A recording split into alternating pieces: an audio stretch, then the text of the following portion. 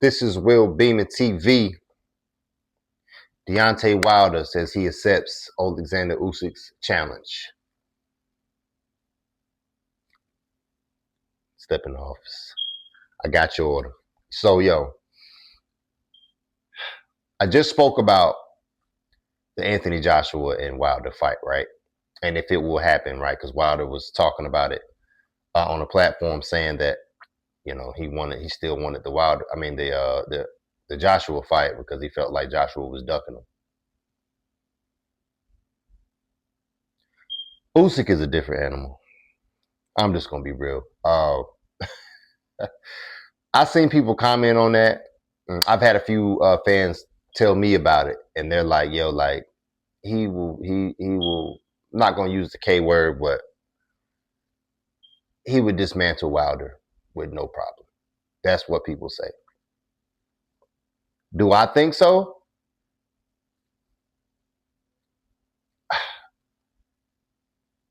Like I told you, I keep it real on my channel, man. I can't be compromised. Like it's just, I don't know, man. I just love the sport of boxing. A pure boxing fan, not a casual.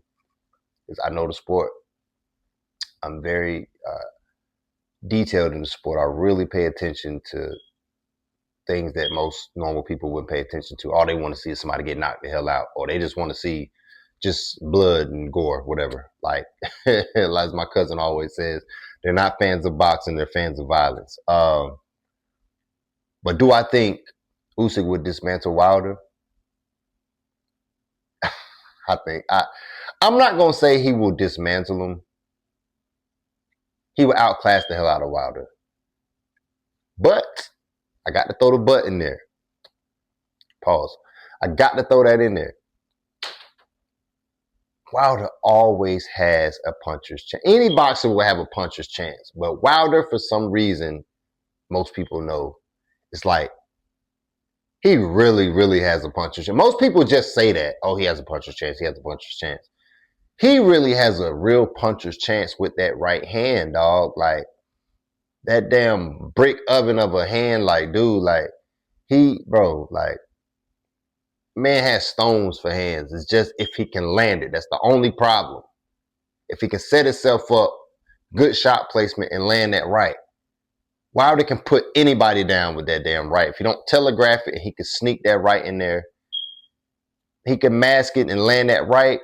He putting anybody to bed. Argue with your mom. Argue with your mom. Argue with your sister. Argue with your brother. Argue with whoever the hell you want to argue with. If that man land that right hand, you're going to bed. Usyk will put himself in front of Wilder to be hit. But, okay, it's damn near everybody Wilder fought he put on the canvas, dog. Now, Usyk, like I said, he's the greatest heavyweight out there as of right now. Nobody's touching Usyk. You name him, he's beat him. Will Usyk pitch a shutout? Maybe. I'm not saying he won't.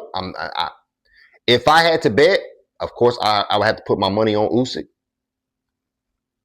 And that's not me being a coon as most people. Oh, when you don't pick a black fighter, they automatically say, oh, you're coon and you're good. No, that's not the case, dog. Not at all. Love my people. Could never be a coon. But what I can be is a realist. God, I can't like I can't be compromised because when you're compromised, there's no integrity in your product, man. Like this channel, it wouldn't be no integrity in it because I would always take the nod on the black fighter. It's like, nah, like, not at all. Like I say, David Benavidez, I don't see nobody beating him no time soon. I don't care what color you are. You ain't nobody touching that man right now. Nobody. Not in his weight class at all. The only person that I would say is a fair matchup for David Benavidez right now, well, the only persons will say, is Bivol and Arthur Beterbiev. That's it. Right now, to my liking. But, y'all may know somebody else out there that's kind of in the shadows, that's like, up and coming. Um, but that's neither here nor there. But back to this Usyk Wilder thing. Wilder has nothing to lose. I just stated that he has nothing to lose. If he goes in there and gets beat by Usyk, everybody will say, we already knew that was going to happen. Like, why is he even wasting his time? But if that man puts hands on Usyk and he can land a great shot and put that man to sleep, voila. Wilder's back in, I ain't going to say in the forefront, but he's gonna wake a lot of people back up. Like, oh shit, like, okay, here he goes again. He has nothing to lose. I just said that. I'm talking about the Joshua fight. He has nothing to lose. Why not take it? I just don't want to see him look like he looked his last fight, because if that happens, it's dead man walking in the ring. If he goes in there looking like that versus Usyk moving around, man, oh my God, like, that'd be a nightmare. I would not want to see that at all. I would not want to see that. Like, it's probably not going to last 5 rounds if he looks that way. Now, if Wilder's in shape, he's looking like that old Wilder, and if somebody can really teach Wilder, I wish, and it's no knock to Malik Scott. I rock with Malik Scott. I hate that he got rid of Mark Breland, and I really felt like Mark Breland was really looking out for Wilder that second fight versus Fury, because he knows his fighter. He's been training with this guy for years. He knows that man, and he's like, bro, And it looked like, if you watch that fight, it did look like he was bleeding from his ear, and I think he did that out of his best interest. But Wilder was like, I want to go out on my shield. And it's like, bro, like, you live to fight another day, bro. Everybody can't have the Mayweather effect. Everybody cannot go undefeated. You live to fight another day. Keep your faculties, man, so you can continue to be in the sport of boxing. Go out on your shield and now you a vegetable. You can't move. Like, nah, bro. Like, there's nothing cool about that. I really wish he would have stayed with Mark Breland. But if somebody can really teach Wilder how to mask that right hand and sneak that thing in there, and it's like, boxing is not something you learn overnight. You're not just gonna get it. You're not gonna pick it up like that. Now, they always say you can't teach a old dog new tricks. It's like, that may be the case, but you know, I don't know, man. It's all he has to do. I'm not even gonna say nothing about his defense. He doesn't have great defense. Okay, y'all may say I'm crazy for this. Wilder has a chin. He does. I never seen him knocked out cold. Now, Zane was probably the nastiest knockdown I've seen. Not like stoppage I've seen. Now, he's been stopped, of course, but it's a difference between being stopped and the ref waving the fight off, as opposed to somebody knocking your ass out cold, like cold-blooded. Like, that's a different story. But if he can mask that right hand, okay, you know what Malik Scott did? Well, I don't know. I think Malik Scott did aid him with that. When he knocked out Robert Helenius, the way he masked that right in that fight, that was a beautiful setup. Beautiful, beautiful. And his next fight, he shied away from it. He didn't do that. And then some people say, well, he got lucky. No, that was not luck. It was not luck. I don't like how everybody turned on Wilder, man, because he took a few L's, bro. Like, it happens, man. Especially with heavyweights, man. Especially with heavyweights.